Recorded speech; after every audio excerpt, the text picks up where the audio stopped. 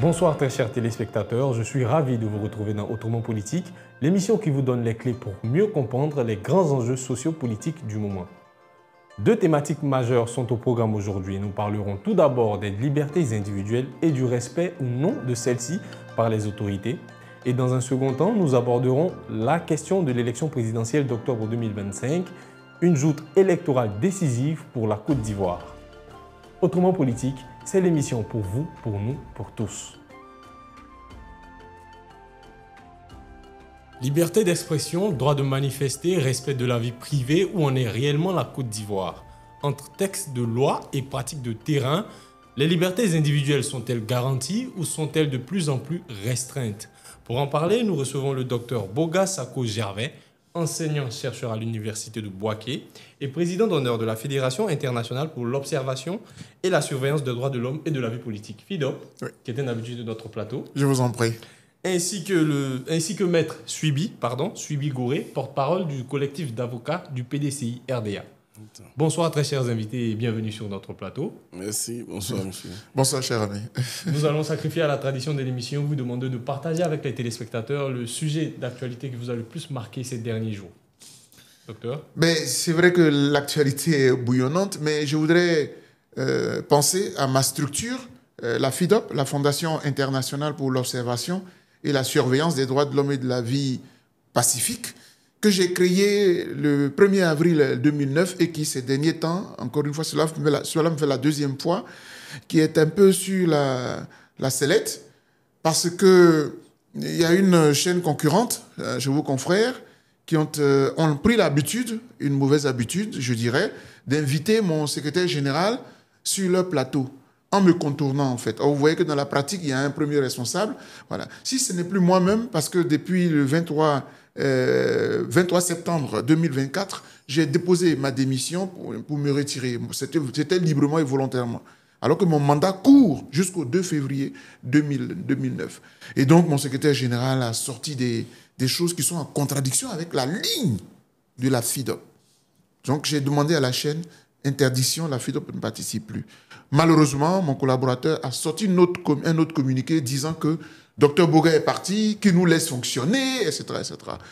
Et donc, hier, toute la FIDOP s'est réunie, la FIDOP des États-Unis, du Canada, de la Suisse, de France, de l'Italie, parce que ma structure a 12 représentations à travers le monde, et tous les membres ont signé une motion me demandant expressément de revenir pour terminer mon mandat qui court jusqu'au 2 février 2026. Je voudrais leur dire un grand merci et puis dire à l'opinion nationale et internationale que la paix est revenue dans ma structure parce que je reprends à compter donc d'aujourd'hui les rênes de ma structure pour terminer mon mandat qui court jusqu'au 2 février 2026. Je voulais rendre un hommage au professeur des universités d'Adiédia Célestin, qui fut moi-même mon professeur, qui avait accepté donc d'assurer l'intérim, et c'est lui-même qui a été le premier à me demander de revenir. Merci. Et donc, je ne suis plus là en tant que président d'honneur, je suis là en tant que président exécutif de la FIDOP. Et j'ai dit. Merci, docteur. Maître? Oui, merci beaucoup. Alors, je voudrais partager donc avec l'opinion un fait qui, pour moi, est un fait suffisamment grave. C'est un précédent grave. Ce dont je parle, c'est l'arrestation et le placement sous mandat de dépôt du président de la JPDCI rurale du PDCI RDA, Innocent Kouadio. Je le dis pourquoi? Parce qu'il avait fait l'objet d'une enquête. Il a été convoqué à la PLCC, ou police scientifique, relativement à une vidéo qui a circulé sur les réseaux sociaux mettant en cause des enfants. Il a été interrogé dans le cadre de cette procédure, gardé à vue et conduit devant le procureur le jeudi dernier. Le procureur le reçoit et décide de classer l'affaire sans suite. Ça, il décide de ne pas donner suite à cette affaire. Donc pour nous, le dossier s'arrête là, il doit retrouver la liberté. Mais après avoir classé l'affaire sans suite, le procureur lui dit qu'il sera conduit à la cellule spéciale d'enquête devant un juge d'instruction pour d'autres faits, sans plus de précision. Il est conduit donc effectivement au 9e cabinet d'instruction du tribunal de première instance d'Abidjan-Plateau et en ce lieu, ce magistrat l'inculpe dans le cadre de l'information judiciaire ouverte depuis le 30 octobre 2020 relativement à l'élection présidentielle d'octobre 2020. C'est dans le cadre de ce dossier-là que plusieurs personnalités, plusieurs cadres du PDCI et même de l'opposition avaient déjà été arrêtés, ont été placés sous mandat de dépôt et ont plus tard été mis en liberté. Et aujourd'hui, donc en 2025, c'est-à-dire 5 ans plus tard, le président de la JPDCI rurale, qui était en Côte d'Ivoire en permanence, qui n'a jamais fait l'objet d'un mandat d'arrêt, d'un avis de recherche, rien du tout, on le prend et dans le cadre de cette procédure, aujourd'hui, il se retrouve sous mandat de dépôt, il est à la maison d'arrêt pour des faits qui se sont passés en 2020 et nous sommes en 2025. Pour moi, c'est un précédent. J'en parle parce que c'est un précédent dangereux. Dangereux en ce que, aujourd'hui, tout leader du PDC ou même d'un parti de l'opposition pourrait se retrouver dans cette situation en lui disant qu'en 2020, il y a eu un mot d'ordre lancé par le président Henri Konan Bédié à l'époque, qui était le responsable de l'opposition. Et en tant que leader de l'opposition, en tant que membre d'un parti politique de l'opposition, nous pensons que vous avez pu poser tel ou tel acte et puis on vous inculpe. C'est dangereux parce que pour poursuivre quelqu'un, il faudrait clairement qu'au moment où on inculpe cette personne, on lui notifie les faits précis qu'on lui reproche. Les faits précis. Mais globalement, comme ça, placer quelqu'un sous mandat de dépôt, j'estime que c'est dangereux, c'est un précédent dangereux. Excusez-moi, mais en tant que défenseur des droits de l'homme, je voudrais juste placer une sur cette affaire. Vous voyez, quand nous disons que nous sommes tous en danger, actuellement dans la Côte d'Ivoire d'aujourd'hui, puisque nous allons parler des libertés et tout cela, excusez-moi, mais c'est extrêmement grave. Souvent, il nous est arrivé de dire que la Côte d'Ivoire est un peu comme une prison à ciel ouvert, quoi. Nous sommes tous en sursis. C'est-à-dire que moi qui vous parle, je suis sous contrôle judiciaire, toujours dans le même cas de cette affaire de 2020. Donc ça veut dire, quand le pouvoir, il regarde, si tu as dit des choses qui ne lui plaisent pas trop, il t'appelle, il te met en prison. Vous voyez? Et ça, je ne peux pas ne pas le dénoncer. Je ne peux pas ne pas le condamner. Parce que vous voyez, dans l'état de droit là, si la justice ne nous protège pas, si la justice est d'un camp, nous sommes mal barrés, quoi. Je voulais le dire et je l'ai dit. Merci. Merci. C'est d'ailleurs le premier thème de notre échange du jour, les libertés individuelles. Quelle est la portée réelle du cadre juridique qui encadre ces libertés-là dans notre pays? Merci de la question. Moi, je suis un défenseur des droits de l'homme. Et la question des droits de l'homme, elle est fondée. D'abord, les droits de l'homme même, c'est une discipline internationale, puisque c'est du droit international. Le droit international public. Ce que j'enseigne aussi à des étudiants des licences 2, des licences 3 dans les universités de droit, comme à l'université de Bouaké aussi, aux étudiants de lettres. Nous savons comme fondement les instruments juridiques internationaux. Et il y en a plusieurs. Mais l'instrument juridique que nous aimons vraiment manipuler, c'est la Déclaration universelle des droits de l'homme. En son article 20, elle dit clairement que les libertés d'expression, d'association pacifique sont garanties. Et la Côte d'Ivoire, dans la Constitution, parce que quand vous avez fini de citer les textes internationaux, encore que pour celui qui sait lire notre Constitution, quand vous prenez la Constitution ivoirienne du 8 novembre 2016, là, que le M. Ouattara a promulgué le 8 novembre 2016, là, dans le préambule, ce que la vérité c'est dans l'introduction, qui fait aussi partie du corps de la Constitution, le peuple de Côte d'Ivoire dit, moi, nous, peuple de Côte d'Ivoire, nous réaffirmons notre détermination à bâtir un état de droit dans lequel les libertés publiques, les droits de l'homme, la personne humaine soient garantis, etc., etc. Et ils disent, dans le même préambule, ils ajoutent, tel que cela est écrit dans la Déclaration universelle, dans la Charte des Nations Unies, dans la Charte africaine des droits de l'homme, etc. Pourquoi je cite cela? Le fait de mettre ça dans la Constitution de Côte d'Ivoire, cela veut dire que vous avez constitutionnalisé les droits de l'homme tels que ça existe dans les instruments juridiques internationaux. Du coup, quand je cite l'article 20 de la Déclaration universelle, c'est comme si je citais la Constitution, puisque la Constitution dit qu'elle intègre ce texte-là dans son corps. Mais mieux, l'article 20 de la Côte d'Ivoire elle-même, dans notre Constitution, c'est écrit noir sur blanc. Les libertés d'association, de réunion et de manifestation pacifique est garantie par la Constitution. Je veux dire en clair, pour terminer. Sur papier, la Côte d'Ivoire est bien nantie. Hein. Quand quelqu'un est à Washington, il est en Thaïlande, il regarde la Côte, il dit waouh, ça c'est un beau pays. Moi, j'aimerais aller là-bas. Entre les textes et la réalité, je suis désolé. Ce sont ceux-là même qui sont censés protéger ce qui est écrit dans la Constitution. Ce sont les premiers à violer cette Constitution-là. Et c'est pour ça qu'on est ahuri et on est révolté parfois quand on analyse la situation de notre pays. Donc, pour résumer ma réponse à cette première question, c'est de dire que oui, les instruments juridiques existent. L'un de ceux qui ont rédigé la Constitution actuelle s'appelle Ouraga Obu, un brillant juriste et qui est lui-même un défenseur des droits de l'homme. Je le connais très bien, je lui rends hommage pour cela. Mais entre le texte et l'application des textes, l'exploitation qui est faite, on a peur pour notre pays, on a peur pour nos libertés. Et je suis là pour en parler aujourd'hui. Donc, la Côte d'Ivoire, sur papier, va ressembler à un État normal, mais dans la réalité, c'est le jour et la nuit.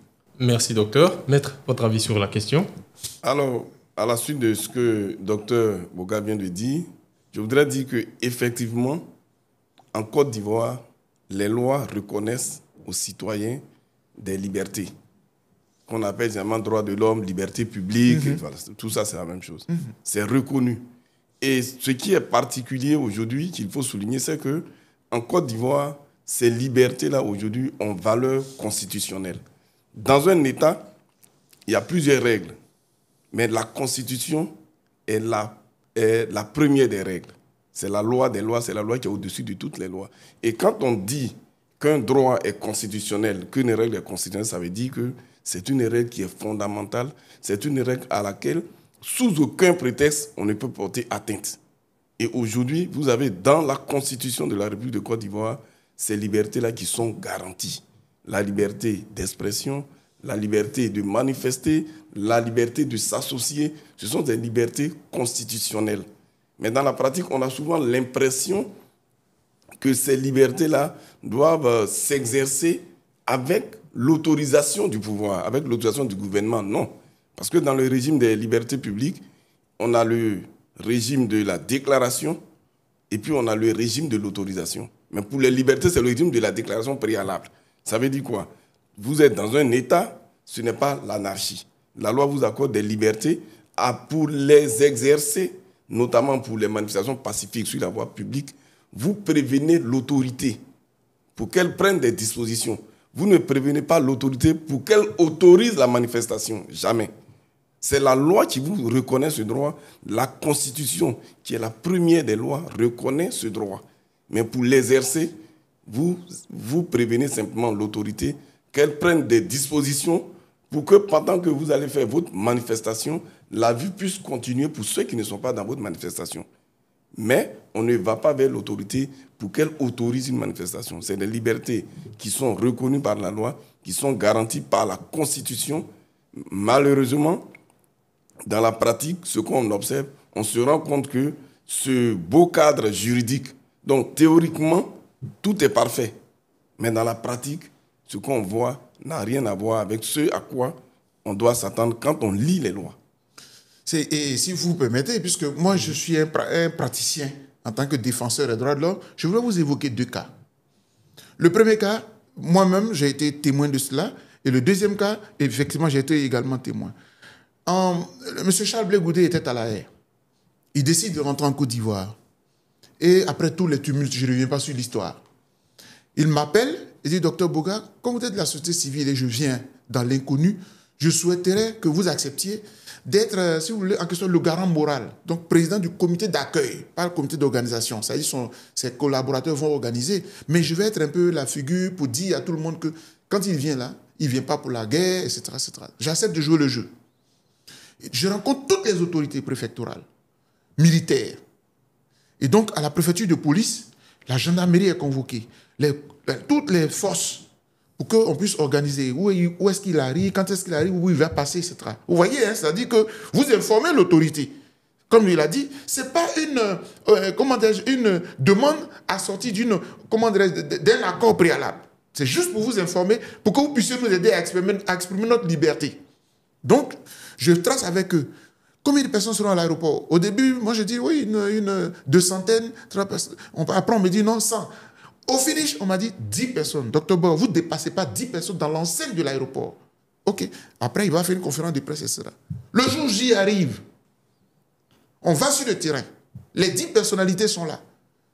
La police arrive. Dernière consigne. Docteur Bouga, il n'y a plus de conférence de presse ici. On avait déjà érigé le petit endroit où les journalistes de la presse nationale et internationale. Non, non, non, ils ont tout balayé. Dépêchez-vous. Tout le monde. L'aéroport était vide. Il n'y avait que des militaires, des policiers. Comme s'il y avait un gangster qui arrivait. Donc, pour dire que, en exerçant nos libertés, eux-mêmes, là, on les consulte, on encadre. À la dernière minute, on balaye tout. L'autorité s'impose. Deuxième cas de figure. Des jeunes gens d'une autre organisation que je connais très bien, parce qu'ils sont venus me voir à mes bureaux, ils veulent organiser une marche contre la vie chère. Mais, chers amis, l'État lui-même reconnaît que la vie est chère.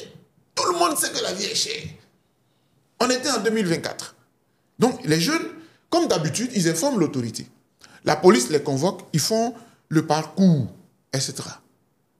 Le jour de la marche, c'était le 13 septembre 2024. Ils sont sur le lieu, ils n'ont même pas bougé. On les a tous embarqués directement à la MACA. Ils ont été jugés, ils ont été condamnés.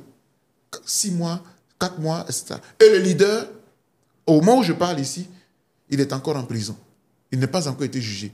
Et c'est dans cette même affaire-là qu'on a arrêté M. Dosso, l'ancien ministre de Laurent Gbagbo, actuellement qui est aussi en prison. Oui, quand il y a ces faits, j'ai voulu que ce soit factuel. Parce qu'il ne faut pas que les gens disent, ils sont allés raconter, ils font ceci, ils font cela. Il y a des faits qui nous étonnent sur l'état de droit, dit-on, dans lequel on se trouve aujourd'hui. Donc j'ai voulu rappeler ces faits-là pour dire que si l'autorité qui est... Et c'est pour ça que moi j'interpelle souvent nos juges. J'interpelle souvent... On dit que dans un état, dans une démocratie, les 3 pouvoirs sont séparés. Mais si la justice ne joue pas le jeu, on est en danger. Je le redis encore une fois. Ce n'est pas le policier qui assure la sécurité. La vraie sécurité dans un état de droit, c'est la justice.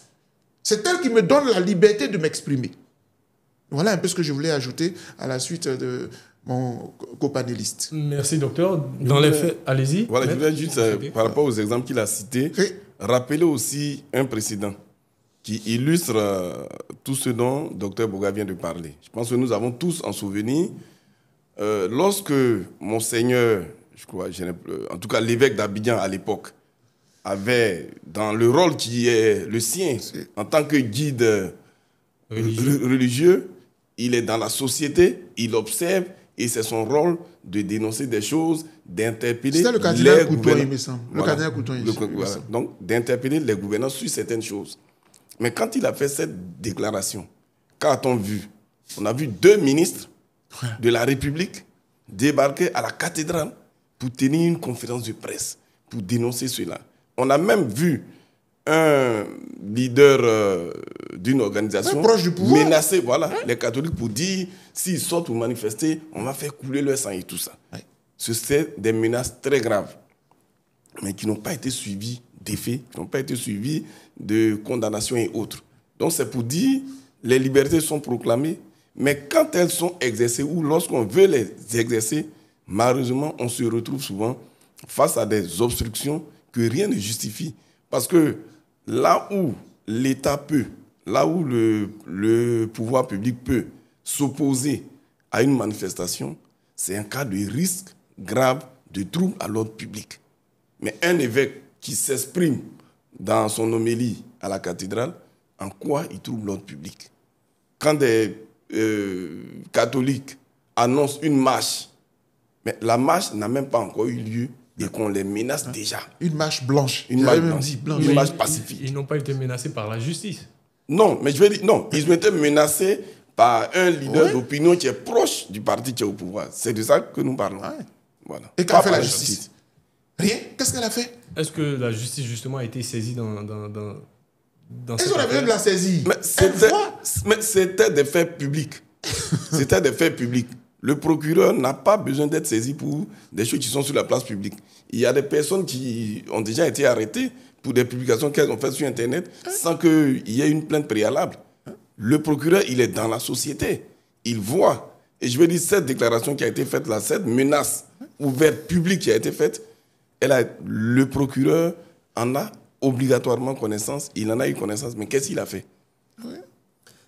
Merci. Selon le classement 2024 de The Economist Intelligence Unite des pays démocratiques, la Côte d'Ivoire occupe la 21e place sur le continent africain et la 105e place au niveau mondial Se faisant qualifier de régime hybride, qu'est-ce que cela traduit selon vous? Excusez-moi de sourire parce que quand j'entends cela, je dis, bon, pour le commun des mortels, pour nos parents qui, bon, hybrides là, en fait, c'est bizarre. La Côte d'Ivoire est un pays bizarre. Pourquoi bizarre? Parce qu'il y a un classement. Tantôt on peut dire un pays démocratique, un pays où les libertés sont respectées, un pays qui est cool, qui est normal, ou bien un pays dictatorial, c'est-à-dire un pays où il règne une dictature, où les libertés sont embrigadées. Mais comme les gens, ils ne veulent pas le dire, parce qu'ils sont quand même, on est quand même dans la diplomatie, on est dans le monde, dans la communauté internationale, la Côte d'Ivoire compte. Donc, je connais très bien comment fonctionnent les institutions internationales. Parfois, ils ont un petit mot comme ça. Donc, hybride. Hybride, là, ça devait interpeller un dirigeant. On dit que ton pays est hybride. On ne sait pas où le classer. On ne sait pas s'il est un pays démocratique, où on respecte les libertés, ou parce que vous êtes dans un 3e mandat, vous allez peut-être faire un 4e mandat. Donc, on ne sait pas où vous classer. C'est ce que ça veut dire. Et moi, ça m'inquiète. Quand on a une image comme ça de mon pays, parce que c'est beau de montrer le PIB à 2 chiffres, le pays va bien, on a des ponts et tout ça. C'est pourquoi ceux qui disent que la Côte d'Ivoire va bien depuis 14 ans, tout est cool, c'est faux. Moi, j'ai la lecture d'un défenseur des droits de l'homme. Quel est le point des libertés dans ce pays? Quel est le point des droits de l'homme dans ce pays? Depuis là, ici, on ne fait qu'accumuler les morts. On ne fait que compter les morts. Donc, du coup, ce n'est même plus le palu qui fait si peur là, qui est plus inquiétant, plus grave que la politique. Ce n'est même plus, si vous voulez, la pauvreté. Parce que malgré la pauvreté, vous et moi, on est assis ici, les amis. À midi, on va se débrouiller pour manger. Mais lorsqu'on parle de politique, parce que les gens veulent protéger leurs milliards. En fait, c'est ça le problème en Afrique. C'est ça le problème de la Côte d'Ivoire. Ils veulent protéger les milliards qu'ils ont accumulés étant au pouvoir. Mais si vous voulez garder vos milliards, mais donnez-nous notre liberté. Liberté de choisir notre président. Liberté de voter. Liberté de parler aussi. Et j'ai dit. Merci, docteur. Maître? Oui, je voudrais dire, comme il a dit, hein, c'est-à-dire, si la Côte d'Ivoire était un régime, aujourd'hui un pays démocratique, avec tous les standards, qui respecte tous les standards, ce rapport l'aurait dit. Clair. Mais quand on dit c'est hybride, ce qu'on retient déjà, c'est que, selon ce rapport, la Côte d'Ivoire n'est pas un pays démocratique, contrairement à ce que nos dirigeants nous disent.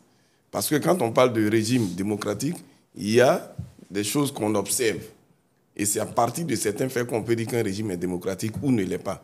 Donc quand on vous traite déjà d'hybride, la vérité qui est dedans, c'est que ce n'est pas un régime démocratique. Et un régime démocratique, ça suppose le respect de certaines règles, le respect de certaines valeurs, le respect de la loi par tous. Je dis bien le respect de la loi par tous.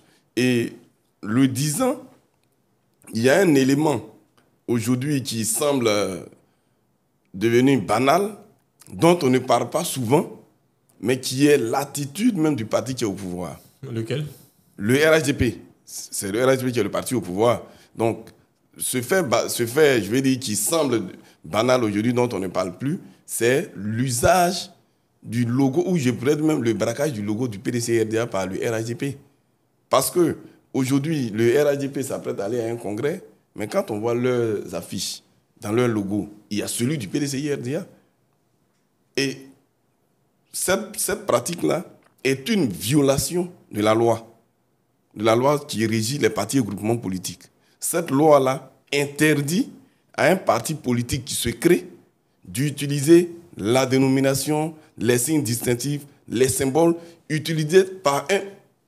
qui sont déjà utilisés par un parti politique qui existe.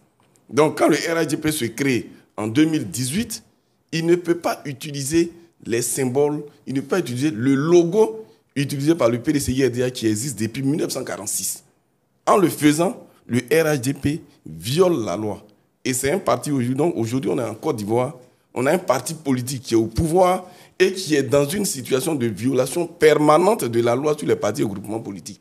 Nous l'avons dénoncé, nous avons saisi les juridictions. Nous avons saisi même le ministre de l'Intérieur en lui disant que la loi sur les partis et groupements politiques dispose que quand le ministre reçoit le dossier de déclaration d'un parti politique qui se crée, dans un délai de 3 mois, il doit examiner ce dossier pour voir s'il est conforme à la loi.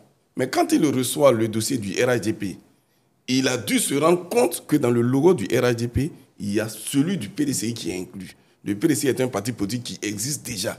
Donc le RHDP qui est en train d'être créé ne peut pas utiliser le logo d'un parti politique, le PDCI, qui existe depuis. Il aurait dû, selon la même loi, interpeller les fondateurs du RHDP et leur demander de rendre leur dossier conforme à la loi en retirant le logo du PDCI.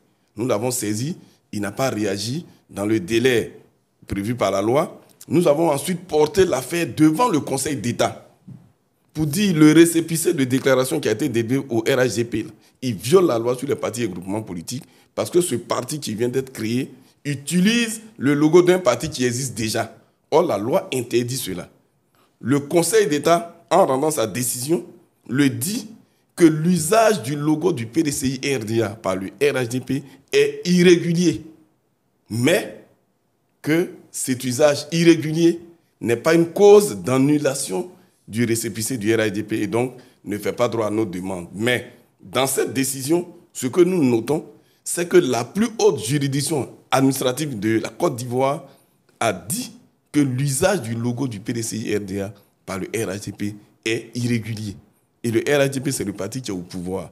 Donc, quand on a ce genre de situation, mais il est tout à fait normal qu'on ait ce genre de rapport. Parce que tout ça, ce sont des éléments qui comptent.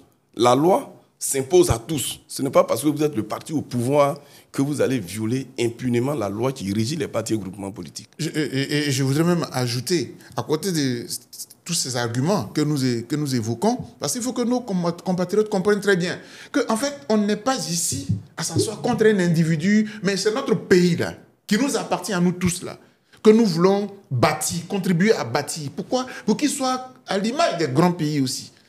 Vous parlez du rapport dans lequel on dit que la Côte d'Ivoire est un pays hybride, ou bien sa position est hybride. Dans les normes internationales, quand vous êtes président de la République, vous ne devez plus être président d'un parti. Je parle, c'est-à-dire qu'il faut que les gens comprennent un peu. Le parti au pouvoir, il a servi à la Côte d'Ivoire une nouvelle constitution, dans laquelle ils ont sauté, parce que ça existait depuis toujours, hein, dans la constitution ivoirienne, surtout celle de 2000, là, 1er août 2000. Ils ont fait sauter cet élément pour dire qu'il n'y a plus d'interdiction faite à un président de la République d'être président d'un parti politique. Vous violez les normes internationales. Je dis Macron, en France, il a créé En Marche. Mais aussitôt président, d'ailleurs même avant, il a trouvé un président de En Marche. Regardez chez moi, dans mon pays, le président de la République est le président du RHDP. En fait, ça fait gravement conflit d'intérêts. Et pour nous qui avons vécu dans les partis uniques, ça devient un parti État. Est-ce que vous avez dit, allez si souvent à des manifestations du parti au pouvoir, vous allez voir les voitures plaques jaunes. Alors que c'est une manifestation privée. Vous êtes ministre de la République. Qu'est-ce que notre argent va t'accompagner à ton parti politique? Puisqu'on n'est pas RHDP, nous tous. On n'est pas PDCI, on est des citoyens. Et nous cotisons pour que notre pays fonctionne bien. Vous prenez notre argent pour aller alimenter en fait votre parti politique. Donc je tenais à ajouter cet élément-là pour dire que quand des rapports comme cela sortent, ce sont des faits que les gens voient parce que vous sortez des normes internationales. Dans la pratique internationale, il est le président de tous. Il est le garant de la sécurité dans tout le pays. Donc j'espère, comme le maître l'a dit, ils s'en vont à un congrès, j'espère qu'ils respecteront les canevas internationaux de façon à ce que leur futur président du RHDP qu'ils vont trouver là, qu'il ne soit pas en même temps le président de la République. Vous avez dénoncé des faits, mais dans la pratique, on peut quand même s'exprimer. Il existe des tribunes d'expression pour les partis d'opposition qui ne sont pas forcément d'accord avec le pouvoir. Oui, c'est pourquoi dans le rapport, il est dit que c'est un système hybride. C'est ce que j'ai dit tout à l'heure. Mais je veux dire, quand on écoute les dirigeants, quand on écoute les rapports faits par les dirigeants, quand ils parlent de la Côte d'Ivoire, on s'attendrait à un rapport qui dit que la Côte d'Ivoire, c'est un pays démocratique où tout se passe très bien. Mais quand on dit hybride, ça veut dire que c'est vrai, il y a ces éléments-là que vous avez évoqués, que nous reconnaissons, mais tout n'est pas parfait. Tout n'est pas fait pour que la démocratie soit totale. Parce qu'à longueur de journée, vous voyez les partis politiques qui dénoncent tout ce qui n'est pas légal, tout ce qui n'est pas normal. Quand vous prenez, par exemple, je sais que dans ce qui est prévu, on va y arriver tout à l'heure, mais quand vous prenez, par exemple, la CEI qui, sur la loi, en ce qui concerne la révision de la liste électorale, décide de faire pas ce que la loi prévoit, mais ce qu'elle veut, il y a un problème. Quand on parle de l'application de la loi selon son intime conviction, ça n'a aucun sens en droit. Voilà, donc c'est pour dire, ce rapport-là signifie simplement que la Côte d'Ivoire, il y a des éléments qui permettent de dire qu'il y a la démocratie, mais il y a beaucoup d'éléments qui permettent de limiter cette démocratie-là. Et c'est ce qui amène donc à dire que c'est un rapport qui est hybride. Merci, maître, docteur. Non, ça va, c'est bon pour moi. Je pense qu'il a dit l'essentiel. J'ai même suivi également un analyste qui faisait remarquer que le délai de la présidence du RHDP, j'avoue que je n'ai pas très bien regardé ça, mais c'est tout à fait à noter. Le délai imparti au président de la République pour ce qui est de la présidence était dépassé depuis bien longtemps, mais le président est resté toujours en fonction.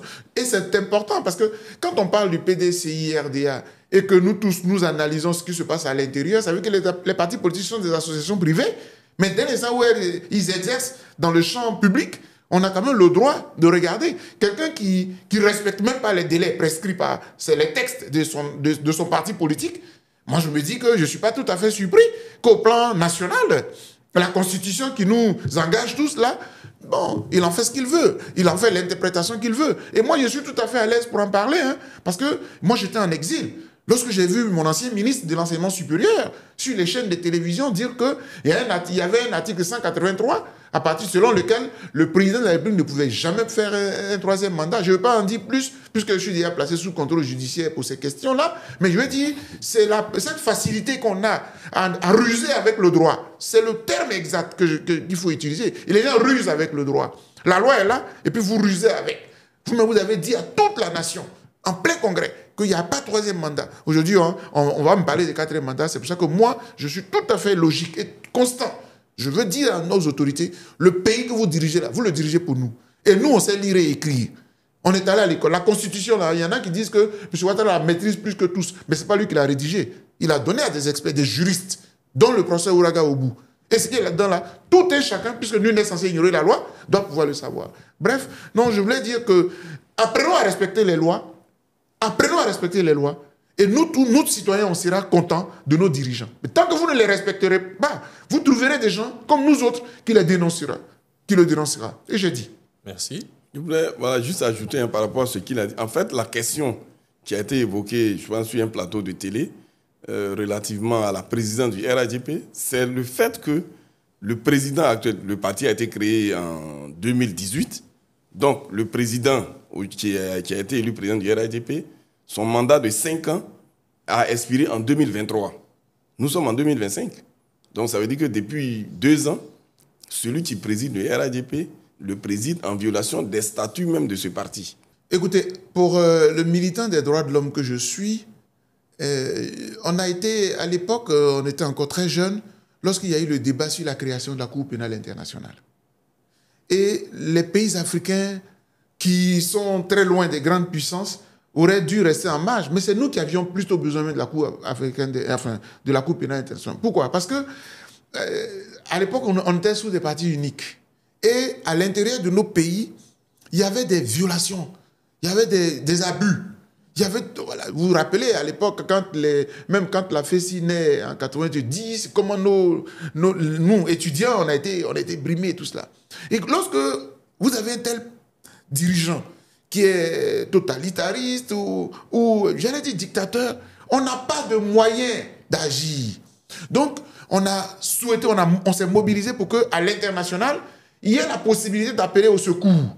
Pour que, lorsque à l'intérieur, vous êtes brimé, vous puissiez crier et que l'international puisse venir. C'est comme ça que petit à petit, la communauté internationale même a commencé à... C'est pas vraiment une ingérence, mais c'est une façon de contrôler. Parce que sinon, on est mort. Si on veut évoquer la souveraineté, parce que je suis aussi souverainiste, mais si notre souveraineté est fermée sur nous-mêmes et qu'on a un président qui est dictateur, on fait comment? On va tous mourir à l'intérieur. Je vous parle de la Côte d'Ivoire où on est pratiquement dans un pays où nos libertés sont sous baïonnette. Je dis souvent, je l'ai dit en rigolant, mais les encagoulés sont là. Peut-être même que cette émission-là, ils vont la trouver déplacée. Et les encagoulés sont là, ils veillent. Moi, je veux qu'on soit dans un état de droit où, si on me reproche quelque chose, comme Maître le disait dans le cas de ce jeune leader qui a été arrêté, mais il faut le signifier. Il faut lui écrire. Parce qu'en tant que défenseur des droits de l'homme, je veille à ce qu'on ait une justice équitable, où la personne qui est accusée, l'inculpé, ait le droit de se défendre. C'est ça l'état de droit. Bref, la communauté internationale devient un recours.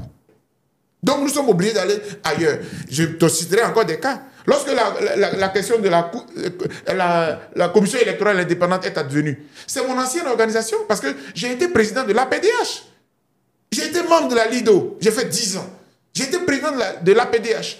Et ce sont mes collègues qui ont saisi la Cour africaine des droits de l'homme et des peuples pour dire que la commission électorale indépendante de Côte d'Ivoire n'est pas indépendante. Et on a eu raison. L'APDH a gagné le procès. Et on a fait injonction à l'État de Côte d'Ivoire de remettre la commission électorale là à jour. Malheureusement, ça n'a pas été respecté. Donc, les moyens de recours existent. Même si le président Ouattara, lorsque une décision, la toute dernière de la Cour africaine encore est sortie, pour demander à l'État de Côte d'Ivoire de remettre les noms de M. Laurent Gbagbo et de M. Guillaume Soro sur la liste électorale, on était en 2020, mon président a dit que son pays est souverain, qu'il n'allait pas appliquer cette décision-là. C'est pour ça que nous interpellons la communauté internationale. On ne peut pas faire une élection en éjectant toute l'opposition dehors et puis dire que c'est une élection démocratique. Vous parlez, on dit non, c'est la loi. Quelle loi? Il y avait la loi et puis on a fait tout le tour de l'Afrique pour que, Pretoria nous permette de faire de M. Ouattara candidat pour qu'on ait la paix. Moi, je veux la paix. Vous voyez que quand je hausse le ton, je parle, c'est parce que je ne veux plus que ce qui est arrivé à mon pays arrive. Et tant que Dieu me donne le souffle, je parlerai. Et j'ai dit. Merci, docteur. Maître? Les recours existent et découlent même déjà de la loi. C'est-à-dire que là où la loi prévoit des libertés, la loi prévoit en même temps des mécanismes pour que celui qui a ces libertés-là puisse les exercer effectivement. Et s'il y a des obstacles, qu'il puisse également... Voilà. Donc, je pourrais dire déjà que les recours naturels, logiques, ce sont les juridictions, c'est les juges, c'est les tribunaux, c'est le procureur de la République. Donc, c'est tout cet arsenal judiciaire-là qui permet donc aux citoyens de se protéger et de bénéficier donc de la protection de leurs libertés, de leurs droits. Maintenant, en dehors de ces mécanismes, parce que comme le docteur l'a dit tout à l'heure, il peut arriver que ces mécanismes-là même qui existent et qui devaient être les moyens pour protéger le citoyen fassent partie même de la répression. C'est en cela que le développement, la promotion des droits de l'homme, des libertés et autres, a conduit à la création de systèmes internationaux. On a la Cour africaine des droits de l'homme, on a même la Cour de justice de la CEDEAO, on a la Commission des droits de l'homme de l'ONU. Donc, on a un certain nombre d'instruments juridiques internationaux auxquels les citoyens peuvent recourir. Et moi, j'ai dit toujours que ce n'est même pas un honneur pour un État de voir ses citoyens aller chercher de l'aide en dehors du pays. Parce que normalement, le système interne devait pouvoir garantir aux citoyens des voies de recours pour se protéger. Mais quand on est obligé d'avoir recours à un système extérieur international, ça veut dire qu'on ne peut plus avoir cette protection-là en interne. Et la réaction que l'État a face à ces solutions que les citoyens vont chercher à l'extérieur ne vient pas pour grandir la Côte d'Ivoire. Parce que quand l'État de Côte d'Ivoire, c'est une décision, c'est un acte de l'État de Côte d'Ivoire qui a permis aux citoyens de la Côte d'Ivoire de pouvoir saisir directement la Cour africaine des droits de l'homme et des peuples. Parce que quand on parle de souveraineté, ça veut dire que vous êtes libre en tant qu'État de prendre les décisions que vous voulez. Mais quand vous les prenez, il faut en assumer les conséquences. Donc c'est l'État de Côte d'Ivoire qui a adhéré à un instrument juridique qui permettait aux citoyens de l'État de Côte d'Ivoire de saisir directement la Cour africaine des droits de l'homme et des peuples. Et quand cette Cour a commencé à rendre des décisions qui n'étaient pas favorables à la Côte d'Ivoire, la réaction de l'État de Côte d'Ivoire a été de supprimer cette possibilité-là pour ces citoyens d'aller directement à la Cour africaine des droits de l'homme et des peuples. Et aujourd'hui, les citoyens ne peuvent pas le faire, mais il y a la Cour de justice de la CEDEAO qui demeure. Mais quand on voit, déjà tout récemment, vous avez certainement suivi, quand on a appris que le président du PDCI-RDA a saisi la Commission des droits de l'homme de l'ONU, la réaction du porte-parole du gouvernement a été de dire, dans tous les cas, la Côte d'Ivoire est un pays souverain. Ça veut dire quoi? Que toute décision qui viendrait, si cette décision-là heurte la position du pouvoir, on dira, c'est une recommandation. Nous, en tant qu'État souverain, nous faisons ce que nous voulons librement. Alors que, comme je le dis, être souverain, c'est prendre des décisions, c'est adhérer à des instruments juridiques internationaux et c'est accepter les décisions de ces instruments juridiques internationaux auxquels vous avez adhéré librement. C'est aussi ça, la souveraineté. Merci, Maître. Un dernier message à l'endroit des téléspectateurs sur le sujet avant d'aborder le deuxième thème. Oui, le message que je voudrais dire, c'est que nous sommes des défenseurs des droits de l'homme. En tout cas, en ce qui me concerne ici, et comme je l'ai dit d'antan, en tant que président fondateur de la FIDOP, en 15 ans d'existence avec la FIDOP, mais sinon moi j'ai eu une expérience de 30 ans, j'ai fait la LIDO et tout ça, on ne fait que défendre les droits de l'homme. Et les droits de l'homme ne s'épanouissent que dans un état de droit. C'est pourquoi très souvent, droits de l'homme et démocratie vont ensemble. Parce que très souvent, les gens disent, mais docteur Bougara, il fait politique, ils n'ont rien compris en fait. Je protège les droits de l'homme. Pour bien les protéger, je veux avoir un président qui soit bien élu, avec un gouvernement légitime, tel que le disent la plupart des instruments internationaux. Donc nous interpellons vraiment nos dirigeants de respecter la loi eux-mêmes avant de pouvoir donner des leçons à Pierre ou à Paul. Donc en tant que citoyen, nos libertés doivent être garanties. Les questions d'encagouler, tout ça ne doit plus exister. Dans un état de droit, on n'en a pas besoin. Et puis, on enlève des gens, on les envoie à la DST. Il y a tellement de cas que l'émission ne suffirait pas. Tout ça, ce n'est pas fait pour rassurer les citoyens. Si le procureur veut reprocher quelque chose à un citoyen, il faut qu'il le signifie clairement et que le citoyen ait le droit, la possibilité de prendre un avocat pour qu'il ait droit à un procès juste et équitable. Mais la façon de se comporter et tout cela, ça nous fait peur. Et la Côte d'Ivoire aujourd'hui fait peur. Et ça, c'est dommage. Merci, docteur. Maître? Oui, ce que je voudrais dire, c'est que les libertés reconnues aux citoyens par les lois ne devaient pas être vues comme un danger pour la paix publique, pour l'ordre public. Parce que quand on regarde, on a souvent l'impression que quand on parle de manifestations pacifiques, tout de suite la réaction des autorités donne l'impression que ces manifestations visent à troubler l'ordre public. Mais il appartient à l'État de prendre les dispositions pour que ordre public et liberté publique puissent aller de pair. Mais ne pas voir en les libertés des citoyens un danger permanent pour la paix publique. À quelques mois du scrutin présidentiel, la confiance envers la CEI, le parrainage ou encore les recours électoraux font débat. Sommes-nous dans un cadre électoral transparent et inclusif? Très chers invités, le président de la CEI a déclaré lors de son point presse du 4 juin dernier, je cite, « La liste électorale est définitive, elle est prête, elle est fiable, elle est crédible, elle peut servir à une élection crédible. » Fin de citation. Très chers invités, quel commentaire faites-vous de cette déclaration? Maître? Alors, le commentaire que je fais, c'est que dans cette déclaration, je pense que même dans sa déclaration, le président de la CEI lui-même, il a dit également qu'il y a des anomalies qui avaient été dénoncées, et tout ça. Donc, aujourd'hui, le débat qu'il y a eu par rapport à cette liste électorale, ça a été la question de l'audit. Il a été dit qu'il y avait la période du contentieux et que tous ceux qui avaient quelque chose à reprocher à cette liste électorale avaient la période du contentieux pour pouvoir le faire, pour que la liste soit vraiment purgée, que tout ce qui est irrégulier puisse être retiré. Mais ce qu'il faut dire, et ce que je voudrais dire ici, c'est que quand on parle d'audit, l'audit ne peut pas se faire dans le cadre du contentieux de la liste électorale. Je prendrai un exemple très simple. Quand on vous dit qu'il y a un problème parce qu'on se rend compte que 1000 électeurs, ou je dis même simplement 100 électeurs ont la même mère. Donc, on voit que sur la liste électorale, on a une mère qui a 100 enfants. Et que naturellement, scientifiquement, une femme ne peut pas mettre au monde 100 enfants. Voilà. Donc déjà, ça pose un problème. Mais dans le cas du contentieux de la liste électorale, vous ne pouvez pas régler ce problème. Pourquoi? Parce que ces 100 électeurs, ils ne se trouvent pas dans le même bureau de vote. Ils ne se trouvent pas dans le même lieu de vote. Et les requêtes sont individuelles. Donc, quand je fais le recours contre X, c'est un électeur que je vise dans ma requête, alors que cet électeur-là, il a la même mère que 100 autres ou que 99 autres électeurs.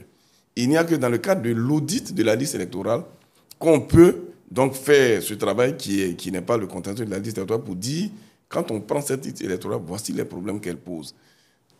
La liste électorale est régie par le code électoral qui donne les éléments qui doivent figurer pour chaque électeur. Nom et prénom, date de naissance, nom du père, nom de la mère. Donc, il y a un certain nombre d'éléments d'identification qui doivent apparaître. Mais quand on prend aujourd'hui la liste électorale, on se rend compte qu'il y a peut-être plus de la moitié où souvent on n'a pas de nom de parents du tout. Donc, il n'y a pas de nom de père, il n'y a pas de nom de mère, ou il n'y a pas le nom des deux parents, ou il n'y a pas la date de naissance. Je veux dire, il y a des électeurs pour lesquels il manque tous ces éléments. Ça pose un problème. Parce que la loi a prévu les éléments distinctifs pour les éléments d'identification de l'électeur sur la liste électorale.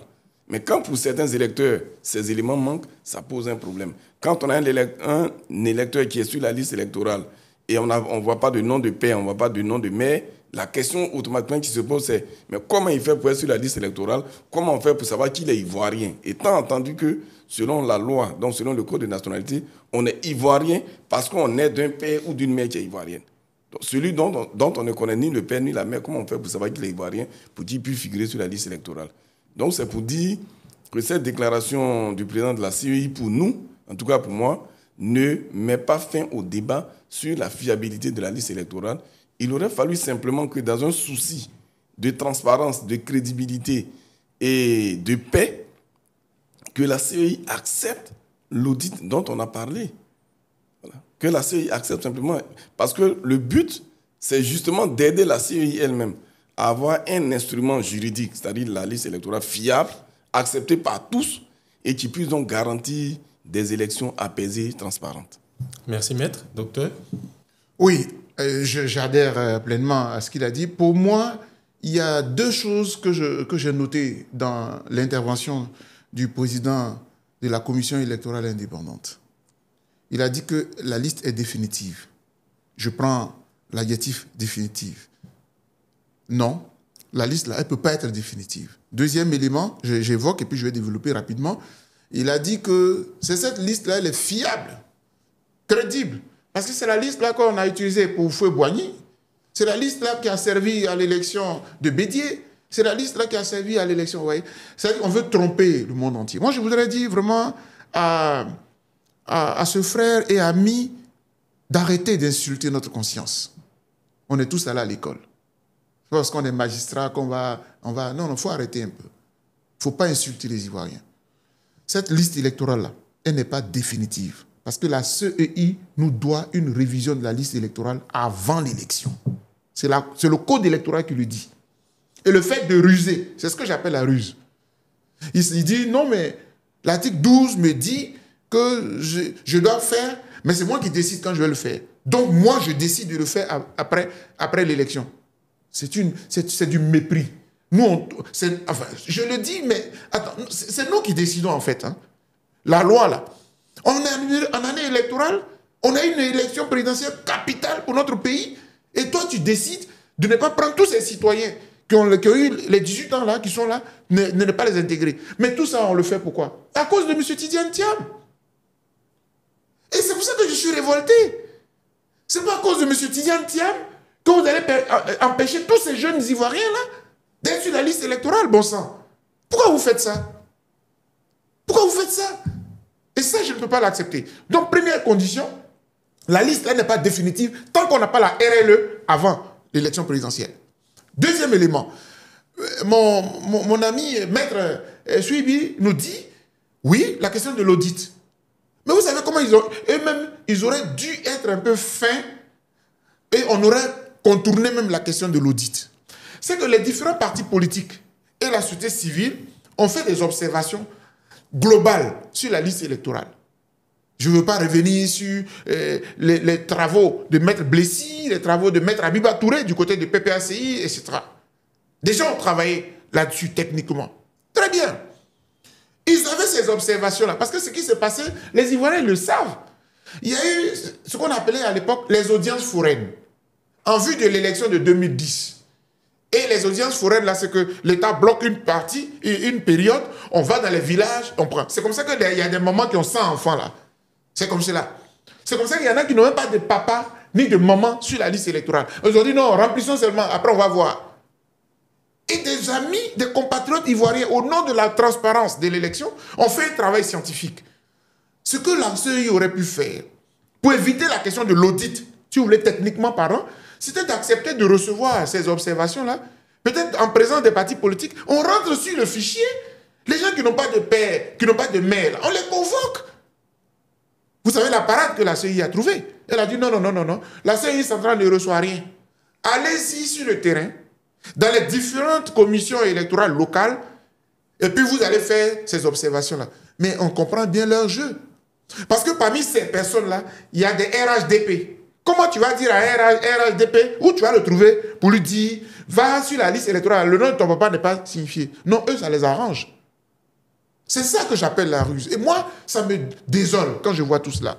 Donc, premier élément, tant qu'on n'a pas la RLE, que l'État nous doit, que la CEI nous doit, pour nous, la liste électorale, là, elle n'est pas définitive. Deuxième élément, tant qu'on n'a pas dépoussiéré, on n'a pas nettoyé cette liste électorale, si vous voulez, si le mot audit vous dérange, mais tant qu'on n'a pas passé, lui, attends, tu ne peux pas t'auto-satisfaire. Tu as travaillé, c'est nous qui devons te juger. Toi, tu dis que déjà, elle est crédible. En quoi elle est crédible? C'est moi qui dois te juger. C'est le peuple qui doit dire si la liste est crédible. Elle ne l'est pas. Parce que toutes ces observations n'ont pas été intégrées. Donc, deuxième élément, la question de l'audit ou alors du nettoyage de la liste électorale. Et puis, il y a un dernier élément. La question de la réintégration des leaders qui ont été biffés de la liste électorale. Elle est problématique. Donc, pour moi, la liste, elle n'est pas définitive. Parce qu'au nom de la paix dans mon pays, les gens, maintenant, aujourd'hui, là, je les vois en train de défendre la date du 25 octobre. Hein. Moi, entre la date du 25 octobre et la paix dans mon pays, je préfère qu'on trouve des solutions pacifiques. Je ne veux plus qu'il y ait d'élections où il y a 3000 morts dans mon pays. Parce que souvent, les gens, tant que ce n'est pas arrivé, ils disent non, tout va bien se passer. On ne peut pas jouer de la loterie avec la vie des gens. Donc, chers amis, sur cette question, pour moi, la liste électorale, elle n'est pas définitive. Et puis, le dernier élément, je ne vais pas m'attarder là-dessus. Quand je parle d'insultes à notre conscience, au temps d'Oufoué, il y a des jeunes... Regardez, Oufoué est décédé en 93. Il y a combien d'années aujourd'hui? Pratiquement 20 ans, 30 ans, bientôt. Comment on pourrait dire que c'est cette liste qui a servi au temps d'Oufoué? Une liste qu'on met à jour chaque année. Il ne faut pas faire ça. Il ne faut pas faire ça. Je pense qu'ils veulent faire ça dans un jeu pour faire croire à la communauté internationale que l'opposition, elle invente des choses, tout va bien. Tout ne va pas bien. Et pour terminer, je voudrais dire aux uns et aux autres, oui, il y a les lois. Nous sommes d'accord parce qu'on est dans un état de droit, on est d'accord. Mais entre les lois que nous-mêmes nous avons prises et la paix, si elle est en danger, il faut qu'on s'asseye pour réfléchir. Et ce n'est pas nouveau. Je dis que la constitution du 1er août 2000 empêchait M. Ouattara d'être candidat dans ce pays. Donc je voulais dire en définitive que dans mon pays, là, il y a des lois. Mais on a dû faire le tour de l'Afrique pour que M. Ouattara soit candidat. Donc s'il vous plaît, moi, je suis assis ici à cette invitation de nos amis de Autrement Politique pour dire que je veux la paix dans mon pays. Et donc si même un décalage de l'élection peut garantir une élection crédible pour que j'ai la paix, moi je ne serai pas attaché à la question. Oui, ils ont peur, ils disent, oui, si on déplace, on va tomber dans l'incertitude. Mais l'opposition ne peut pas en même temps demander que nous travaillions à une bonne liste électorale et puis dès qu'on va déclarer l'élection, on va dire non, M. Ouattara n'est plus président, n'a qu'à partir, on ne rentrera pas dans ce jeu-là. On va être constant. Mais moi je préfère qu'on règle les questions pour éviter un grave danger qui nous guette. Et j'ai dit. La CEI qui est en charge d'organiser les élections est vivement critiquée par des partis d'opposition. Quelle est la composition de cette CEI-là aujourd'hui, tant critiquée? Alors, la composition, elle est très problématique. Elle est problématique parce que les partis politiques sont les maîtres du jeu. Je crois qu'il y a un total de 18 personnalités et on a dû faire un aménagement pour que le PPACI, qui était le dernier arrivé en termes de partis politiques, puisse intégrer la commission. D'ailleurs, même, ils continuent de se battre parce qu'ils voulaient même aller à obtenir aussi un poste de vice-président parce qu'ils ont des députés, etc. Mais ce que je sais aussi, c'est que les mêmes représentants des partis politiques, là, il y a au moins 2 qui sont sortis de la commission électorale. C'est important de le dire, mais au moins 2 ou 3. d'ailleurs. Officiellement, le PDCI-RDA n'y est plus. Officiellement, le PPACI n'y est plus. Je crois qu'officiellement aussi, le FPI d'Afin Guessan n'y est plus. Même si j'ai parlé un peu avec M. Alain Dougou, qui représentait le FPI là-bas. Il a une autre lecture. Selon lui, il a prêté serment, etc. Vous savez, quand vous êtes mandaté par un parti politique et qui se retire, je pense que officiellement ce parti n'y est plus. Du coup, la CI actuelle, elle est caduque, puisqu'elle est basée sur la présence des partis politiques. Il y en a 2 ou 3 qui sont sortis. Et ce qui me désole, c'est que selon nos informations, le représentant du président de la République, parce que c'est tout ça là que nous dénonçons là, le président de la République, là, qu'est-ce qu'il fait à la CEI? Quelle est sa place là-bas? Vous voyez, le texte de base n'est pas bon. Et il faut qu'on change tout ça. Donc, il y a du subpersonnalité, si je veux rester conforme. Il y a des représentants de la société civile, parce que je ne veux pas quand même être rabat-joie. On s'est battu pour que la société civile soit représentée. Le hic, c'est que, quand on dit la société civile est représentée, c'est l'État lui-même qui choisit sa société civile. Donc, où est la crédibilité? Alors que moi, qui vous parle, j'ai été membre de la Commission nationale des droits de l'homme de Côte d'Ivoire, qui est devenu aujourd'hui le CNDH, le Conseil national des droits de l'homme, que préside mon ami Namizata Sangaré.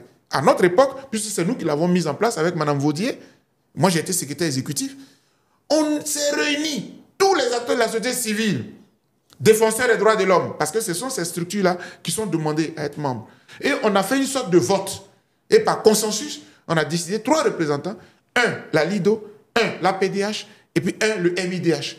Et c'est comme cela que moi, président de l'APDH, j'ai su rentrer à la Commission des droits de l'homme en démissionnant de mes fonctions de président de l'APDH. Voici comment, quand on veut faire les choses de façon claire et transparente, on s'organise. Mais quand le pouvoir lui-même, il regarde dans la société civile et puis il se choisit ses représentants.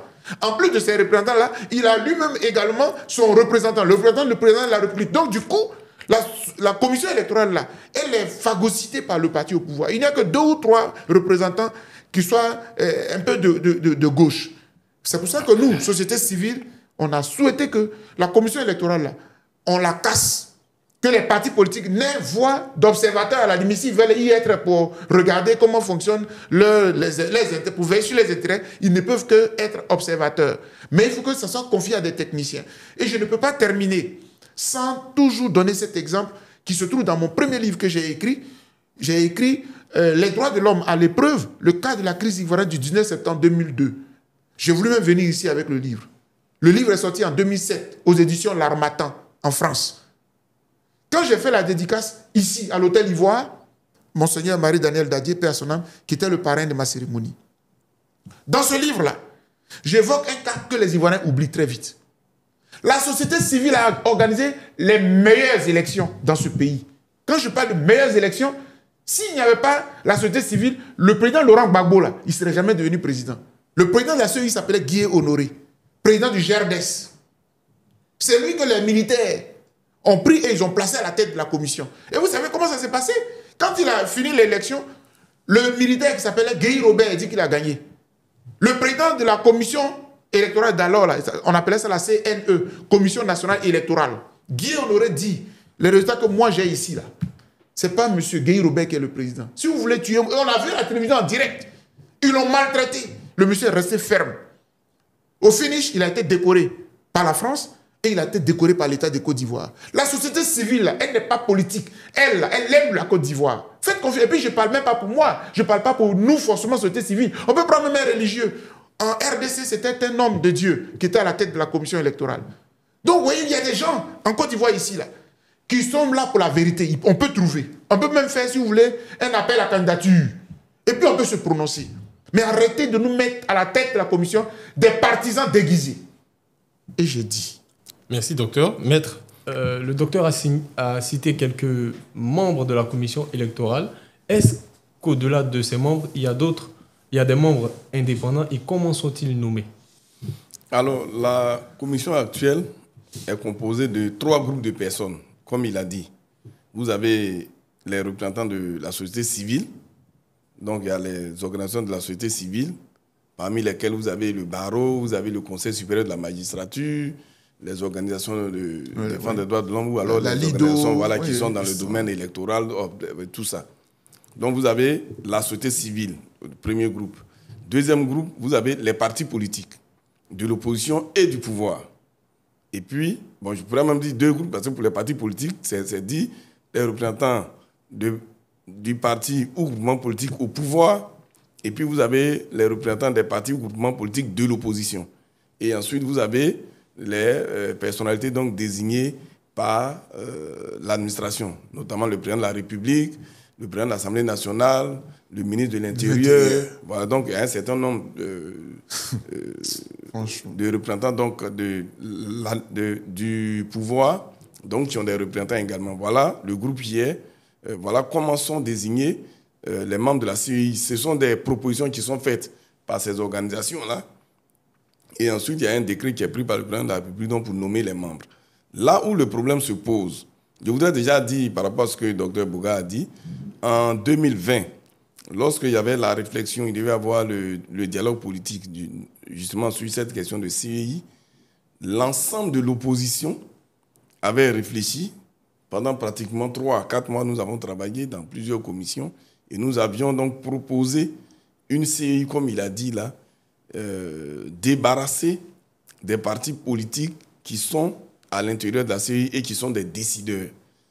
Parce qu'on a dit, avec l'expérience qu'on a vécue, on se rend compte que ce modèle de CEI n'est pas forcément le plus adapté. Il faut une CEI plutôt de technocrates. Et nous avions même proposé un appel à candidature pour choisir les personnalités qui devaient donc conduire ce processus électoral-là. Malheureusement, c'était des propositions de l'opposition qui n'ont pas été acceptées et qui sont donc, jusqu'à aujourd'hui, n'ont pas été appliquées. Mais dans le système même qu'on a actuellement, le problème qui se pose, c'est ce qu'il a soulevé. Quand on vous dit, représentant des organisations de la société civile, et que la loi elle-même ne précise pas le critère ou le mécanisme suivant lequel ils sont choisis. Si on dit qu'on a, par exemple, 6 représentants de société civile et que vous avez plus de 100 organisations de la société civile, comment vous choisissez les 6 sur les 100 organisations? Quand on vous dit, 5 représentants des partis ou groupements politiques de l'opposition et que vous avez plusieurs partis politiques de l'opposition, vous avez plus de 5 partis politiques de l'opposition, comment vous choisissez ces représentants-là? Parce que le problème qui se pose, c'est à ce niveau. Oui. Et au niveau du PDCI, on avait soulevé également ce problème pour dire, quand vous parlez seulement des partis politiques, quand vous dites les représentants des partis ou groupements politiques de l'opposition, il faut un critère objectif qui permette de choisir et que ce ne soit pas, comme le docteur l'a dit, le ministre de l'Intérieur qui décide d'écrire à tel ou tel groupement ou parti politique pour lui dire « propose-moi un nom ». Parce qu'en le faisant, sur quel critère il choisit tel parti au détriment de tel autre parti. Et il y a des éléments qui existent.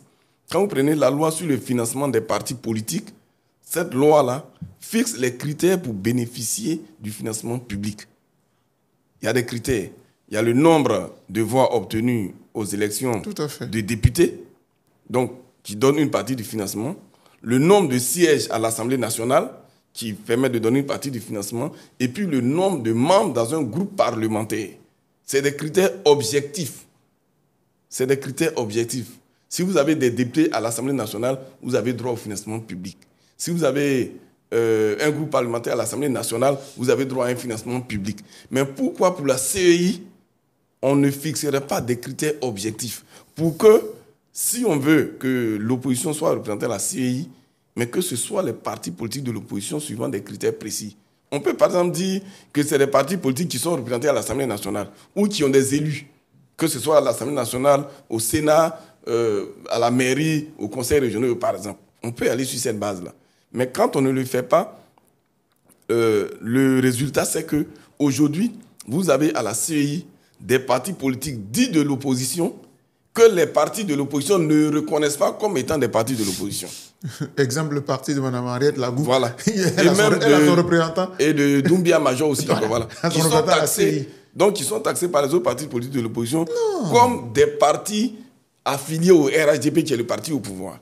Je veux dire, ça, c'est parce qu'il n'y a pas de critères. C'est triste. Donc, il faut, si on veut rester dans ce système-là, il aurait fallu, pour le garantir, que les partis de l'opposition soient choisis suivant des critères qui sont préalablement définis dans la loi, que les organisations de la société civile également soient choisies suivant des critères qui sont préalablement fixés, pour que finalement, on ne soit pas dans un système où c'est l'autorité administrative qui choisit l'opposant qu'il veut voir apparaître dans la CEI ou qui choisit l'organisation de la société civile qu'elle veut voir donc apparaître dans la CEI. Donc aujourd'hui, cette composition-là pose un réel problème et il aurait fallu donc, comme les partis de l'opposition l'avaient souhaité en 2020, que dans le cadre du dialogue politique, on tire les leçons du fonctionnement de la CEI depuis, je pourrais dire, 2010, peut-être même bien avant, et qu'on puisse donc aller vers un nouveau système de technocrates, voilà, de personnalités choisies, par exemple, par appel à candidature, et qui travaillent, les partis politiques dans ce système-là, ayant un simple rôle d'observateur. Parce que les partis politiques, bien évidemment, on le sait, on ne peut pas parler d'élections sans les partis politiques. Mais pour l'organisation de ces élections-là, les partis politiques peuvent être des observateurs parce qu'ils sont les acteurs premiers de l'élection. Donc, comme ils sont les acteurs, on est comme dans un match de football, les partis politiques sont les joueurs. Ils ne peuvent pas être en même temps les arbitres. Ils ne peuvent pas être en même temps dans le corps arbitral et puis être en train de jouer. C'est en cela qu'on a proposé donc, que les partis politiques sont des joueurs et puis on choisit des arbitres qui n'ont aucun lien avec les partis politiques et qui viennent donc arbitrer le match pour que le match se déroule vraiment dans la transparence. En l'état actuel des choses, est-ce que tous les membres de la commission électorale indépendante ont le même poids dans les prises de décision? Sont-ils consultés pour les prises de décision importantes? Personnellement, je ne saurais le garantir puisque je n'y suis pas, mais j'ai le droit de présumer de ce qu'ils n'ont pas forcément les mêmes rôles.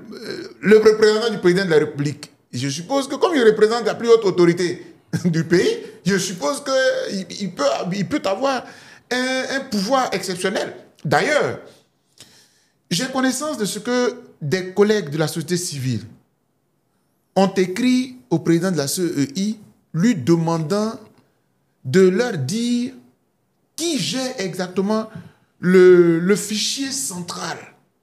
C'est-à-dire, lorsqu'il y a les tablettes là, qui gère comment on peut appeler ça, la machine centrale le serveur central. Oui, le serveur, exactement, c'est le mot que je cherchais. Merci, maître.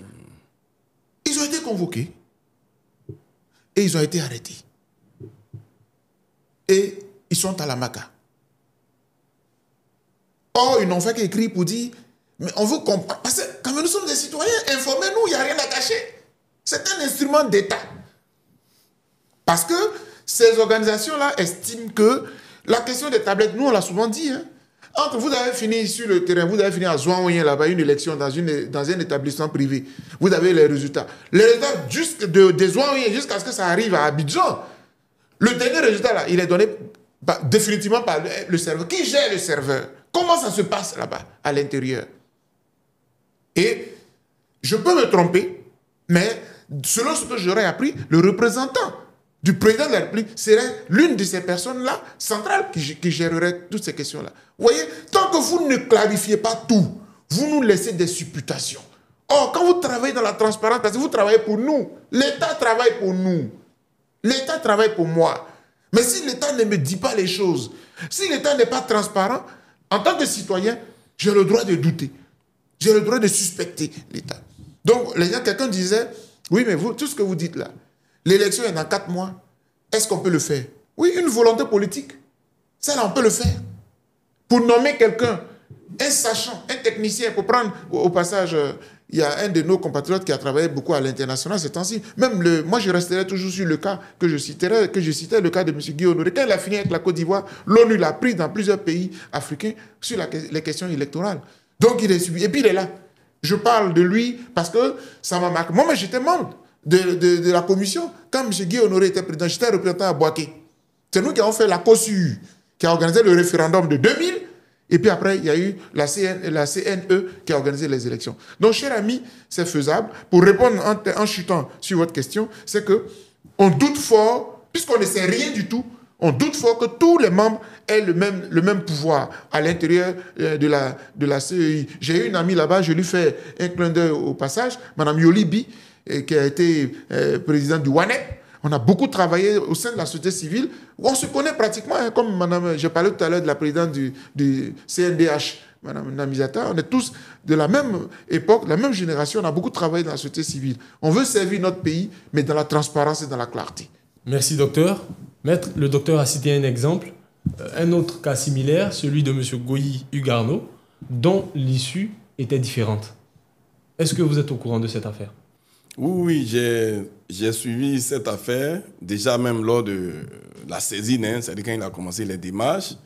Et je pense que tout cela est parti du fait que depuis 2024 déjà, nous avions entendu le président de la CEI parler de la révision de la liste électorale qui ne se ferait pas en 2025.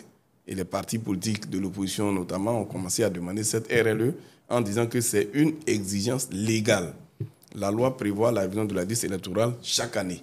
Donc la CEI ne peut pas décider de ne pas le faire parce que ce serait une position qui est contraire à la loi.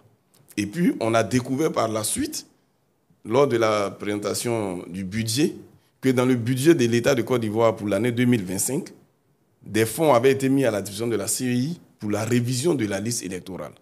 Donc il y a cette organisation-là qui a dit, mais il y a un problème. Le président de la CEI nous dit à longueur de journée qu'il n'aura pas de révision de liste électorale en 2025.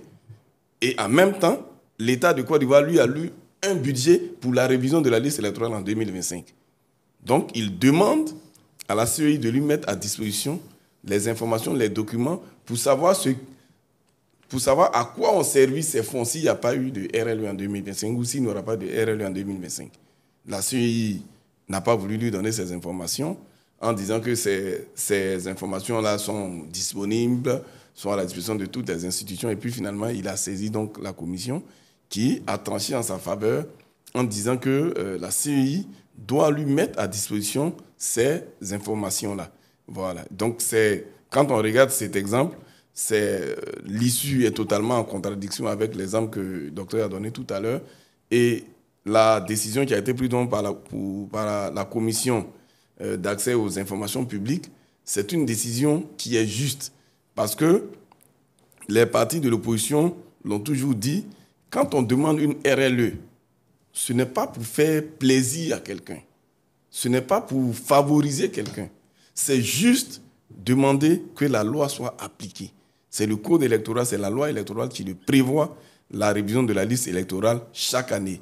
Et moi, j'ai entendu une fois le président de la CEI dire que c'est vrai, la loi prévoit la révision annuelle de la liste électorale, mais que le juge applique la loi selon son intime conviction et que lui, au niveau de la CEI, ils ont estimé que, même si c'est ce qui est prévu, mais ils ont décidé de le faire, par exemple, 2 fois sur 3 ans. Mais quand il le dit, c'est grave. Parce que la CEI n'est pas une juridiction. Non. La CEI, ce n'est pas un juge. Non. Même si le président de la CEI a une formation de magistrat, mais il n'est pas là en tant que juge. La CEI n'est pas devenue une juridiction. Elle applique la loi. Elle applique la loi sans chercher des arguments et autres. Et puis quand on entend également dire qu'on ne peut pas faire la révision de liste électorale en 2025 parce qu'on est à quelques mois de l'élection présidentielle et que ça va compromettre des choses, cet argument aurait pu, entre griffes, tenir un peu si c'était la première fois que la CEI ne faisait pas la révision de la liste électorale. Voilà. Or, ce n'est pas la première fois. Donc, les autres années, les années antérieures où la CEI n'a pas fait la révision annuelle de la liste électorale, quel était l'argument? Donc, l'argument qu'on nous sort aujourd'hui, ce n'est pas un argument qui est opérant parce que l'année 2025 a commencé depuis le 1er janvier. Et quand on sait qu'il y a une obligation de faire la révision de la liste électorale chaque année, c'est dès le 1er janvier qu'il faut prendre les dispositions en sachant qu'on est en année électorale et que le 25 octobre, on ira à une élection présidentielle. Donc c'est dès le début qu'il faut prendre les dispositions pour respecter la loi. C'est-à-dire qu'on ne peut pas jouer avec la loi. On ne peut pas adapter et tout ça. Et quand on nous dit qu'on peut le faire à tout moment, le docteur l'a dit tout à l'heure, et c'est d'autant plus vrai. Pourquoi on fait la révision de la liste électorale? C'est pour permettre aux citoyens qui remplissent désormais les conditions, notamment d'âge, de pouvoir s'inscrire pour participer à une élection.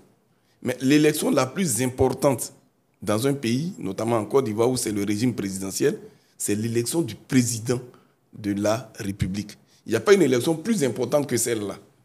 Et cette élection est prévue en octobre 2025. Et la CEI nous dit, on va faire la révision après.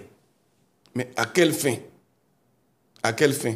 Si le but de la révision de la liste électorale, c'est de permettre à la majorité de citoyens de pouvoir participer au choix de celui qui va présider aux destinées du pays, mais il faut permettre à ceux qui remplissent les conditions en 2025 de pouvoir s'inscrire sur la liste électorale. Quand vous le faites après octobre 2025, vous allez prendre des électeurs, mais pourquoi? Alors que l'élection la plus importante aura déjà eu lieu.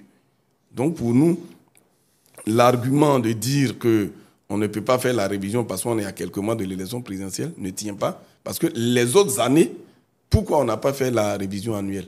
La révision annuelle de la liste électorale est un droit pour les citoyens. Et c'est un devoir, c'est une obligation pour la CEI. La CEI fonctionne conformément à la loi. Donc autant on nous dit que l'élection présidentielle doit se tenir à la date prévue par la Constitution, mais en même temps, c'est également une loi qui impose de faire la révision de la liste électorale chaque année. En 2025, il faut qu'il y ait une révision de la liste électorale pour que la CEI même soit conforme à la loi. Si elle ne le fait pas, elle serait en train de violer la loi et ça veut dire, et cette violation de la loi là donc va impacter négativement toute son action. Un autre point problématique dans ce processus électoral en cours, c'est la question du parrainage qui fait débat. Qu'est-ce que vous pensez de ce sujet aujourd'hui qui est sur toutes les lèvres? Alors, le parrainage a déjà été expérimenté lors de l'élection présidentielle de 2020. Donc, sur cette question-là, je pense que les positions politiques sont partagées. Il n'y a pas unanimité. Mais aujourd'hui, ce qui pose problème, ce qui fait problème, à la limite scandale par rapport à cette question, c'est le fait qu'on a découvert que par une ordonnance, le mode même d'organisation du parrainage a été modifié. Alors que nous sommes à moins de 6 mois de l'élection présidentielle et qu'il y a le protocole de la CEDEAO sur les élections qui interdit de prendre quelques mesures, que ce soit en matière électorale, à moins de 6 mois des élections. Donc, ce qu'on ne comprend pas, c'est qu'est-ce qui a pu justifier ce changement donc, dans l'organisation du parrainage pour qu'à moins de 6 mois de l'élection présidentielle, le président de la République ait pu prendre une ordonnance pour modifier l'organisation du parrainage. Pourquoi n'avoir pas conservé le système qui a servi en 2020? Quelle était l'urgence? C'est une ordonnance. Si ça avait été un projet de loi débattu à l'Assemblée nationale, peut-être qu'on aurait compris les motivations de ce changement-là. Mais dans tous les cas, ce changement qui se fait à moins de 6 mois des élections est une violation même du protocole de la CEDEAO. Merci, maître, docteur. Oui, moi, 2 petites observations sur cette question de parrainage. D'abord, je ne sais même pas d'où ça vient, mais je sais au moins que c'est une idée que M. Ouattara a voulu, qu'on intègre en Côte d'Ivoire. C'est son idée. Bon, l'Assemblée nationale a validé cette question du parrainage. Ma préoccupation, et ça c'est le défenseur des droits de l'homme qui s'inquiète, parce que la question du parrainage là, est-ce que le contexte est favorable? Est-ce que c'était bon de le faire maintenant? Un pays qui sort de guerre où les gens étaient stratifiés, venir, je suis RHDP, je viens chez vous et je cherche des parrainages. Le monsieur doit savoir, est-ce qu'il est d'accord? C'est-à-dire que les gens ont peur de dire leur bord politique. Parce que la question du parrainage, là, c'est à cela que ça arrive finalement. Pour parrainer quelqu'un, il faut être de son bord, peut-être, et tout ça. Moi, je pense que la Côte d'Ivoire qui sort de guerre, une période où le Nord et le Sud ont été divisés et tout ça, je pense que ce n'est pas à propos. C'est vrai, on a envie de dire, il faut crédibiliser la fonction présidentielle, n'importe qui ne peut pas se lever, mais peut-être qu'il fallait attendre un peu. Parce que notre pays, la question de la nationalité est encore intervenue dans cette élection-ci, hein, où on dit qu'un tel n'est pas ivoirien, un tel est ceci, étranger. On a encore entendu ça, des choses qu'on ne devrait plus entendre. Et c'est venu même d'un haut membre du gouvernement. Un membre du gouvernement qui a sorti cela. Ce gouvernement dont le premier responsable, le premier président, le président de ce pays a souffert de cela. On vient encore remettre ça sur la table. C'est pour ça que pour moi, la question du parrainage, c'était un peu risqué. Mais bon, quand cela ne tienne, comme c'est déjà acté, expérimenté en 2020, on peut y aller. Toutefois, ce que dit Maître est tout à fait juste, parce que la CEDEAO nous a servi une ordonnance qui dit que c'est la même chose pour la Constitution. Il ne faut pas la modifier à 6 mois de l'élection, sinon c'est pour pouvoir te maintenir. C'est la même ordonnance-là qui dit que tout ce qui concerne l'élection, n'y touchez pas 6 mois avant l'élection. Mais en Côte d'Ivoire, on s'en fout en fait. Un dernier message à l'endroit des téléspectateurs avant de clore cette émission, docteur. Ben, écoutez, moi je voudrais d'abord dire merci, un grand merci à Autrement Politique, parce que bon, je pense que de plus en plus vous participez à la liberté d'expression, etc. Donc moi je suis venu et je joue le jeu également, je vous remercie pour cela. Et puis je voudrais vraiment lancer un appel à nos dirigeants, à la classe politique tout entière. Nous avons besoin de paix. C'est vrai que pour nous qui sommes de la société civile, on nous accuse d'être plutôt du côté de l'opposition plus que du pouvoir. Moi, je suis dans mon rôle. Hein. Je suis défenseur des droits de l'homme. Dans ce que j'ai étudié là, le premier violateur des droits de l'homme, c'est l'État. Parce que c'est à l'État de garantir les droits de l'homme. C'est à l'État de me donner les droits de l'homme. Malheureusement, c'est lui-même État qui les viole. C'est comme ça que le mot violation des droits de l'homme là met toujours en cause dans tous les pays du monde l'État. C'est pour ça que je critique souvent l'État. Mais en critiquant, je fais des propositions. Et ma proposition finale aujourd'hui, c'est que mon pays, là, je veux la paix. Pour que j'aie la paix, l'élection du président de la République, là, je voudrais que tous les candidats soient sur la liste pour que nous puissions choisir. Et ça, là, le président Ouattara peut nous donner ça aussi. Et j'ai dit. Maître? Alors moi, je voudrais vraiment insister sur l'importance de la transparence des élections, d'élections à laquelle vraiment tout le monde participe dans la paix. Et tout à l'heure, le docteur l'a dit, il a rappelé toutes les crises que nous avons connues, tous les morts qu'on a eus par rapport aux élections. Alors que l'élection ne devait pas être une occasion de crise, ne devait pas être un moment où des citoyens perdent la vie. Parce qu'il s'agit simplement de choisir les dirigeants, de choisir la personne à qui on veut confier la destinée de la Côte d'Ivoire. On entend souvent les animateurs du parti au pouvoir, les acteurs du parti au pouvoir dire, et ce matin même j'ai vu une vidéo du ministre Ourou Madou, qui est le porte-parole adjoint du gouvernement, dit que le RHDP, c'est le principal, c'est le plus grand parti, ils ont le plus grand nombre de députés, de maires, de régions et tout ça. Il a même fait un bilan des dernières élections en disant que le RHDP avait eu, sur 3000 voix environ, avait eu 1700 voix. Le PDC, il y en a eu à peine 400 000. Le PPAC, je crois, 170 voix. Je veux dire, en le disant, il veut montrer la suprématie, l'écrasante domination du RHDP. Mais dans ces conditions-là, qu'est-ce que ça leur coûterait d'aller à une élection avec tous ces acteurs qui sont minoritaires, tous ces acteurs qu'ils pourraient battre facilement? Parce que quand on parle d'élection inclusive, c'est ça aussi la démocratie. C'est de permettre aux leaders de l'opposition connus de pouvoir être candidats à l'élection présidentielle. Et que ce soit le peuple qui choisisse qui doit être président ou pas. C'est le peuple qui doit choisir. On ne peut pas choisir les candidats des partis politiques à leur place. Parce qu'on entend dire, par exemple, on fait le reproche que ce soit le PDC ou le PPAC, il faut un plan B. Mais je veux dire, c'est à chaque parti politique de choisir son candidat.